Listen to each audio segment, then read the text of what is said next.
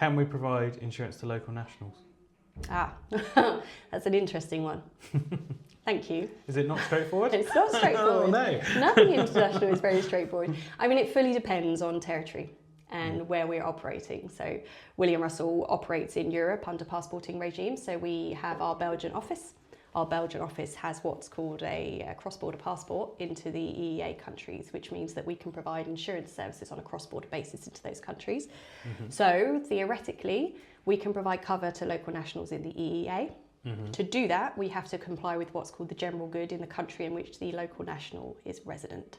Now, the general good is the rules and requirements that you have to apply from the local regime on top of your own. So if our host state is Belgium and we want to do business in Germany, we have to make sure we comply with the rules of BaFin, the German regulator, as well as our own.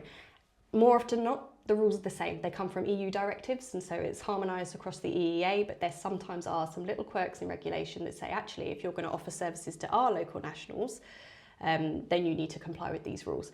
By the way, that applies to residents, so it could be expats in those countries as well. But broadly speaking, EU, local nationals, generally okay, subject to our insurer's risk appetite, because of course we're not the insurer. Yeah. We're the MGA. Yes. So we're always bound by our insurers being happy to underwrite a piece of business in any given territory. Rest of the world outside the EEA is a little bit more complex. So we have offices in Dubai and Indonesia. So through our fronting partners over there, we can cover local nationals in the UAE, subject to some restrictions, and in Indonesia. So those, nice and straightforward. Yeah. With me so far. Rest of the world, we don't have licenses. So we operate on what's called a non-admitted basis.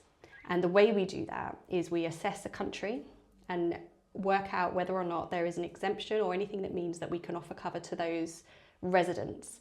Much more difficult for rest of the world to offer local nationals, because local nationals will be expected to comply with local laws. Quite often it's a straight prohibition for an insurance intermediary to market into a country to try and attract those local nationals. Sometimes there are exemptions which we call non-solicitation exemptions, which mean that if a local national in country wants international cover and goes searching themselves and approaches us directly, we might be able to say, okay, we can cover you. But with local nationals, again, it's always subject to our underwriter's risk appetite, which can be really restrictive. Yeah. That does. I think question? that's a great example of like the the depth of information required just to answer what someone might perceive as seemingly simple, like, oh, do you provide in this country? Like, and that's probably why the answer is, like, if anyone's wondering for a particular company, a big part of the reason why we provide a boutique service, like, come ask us, come and find out, because it's never going to be straightforward, but it's something we're well versed in doing.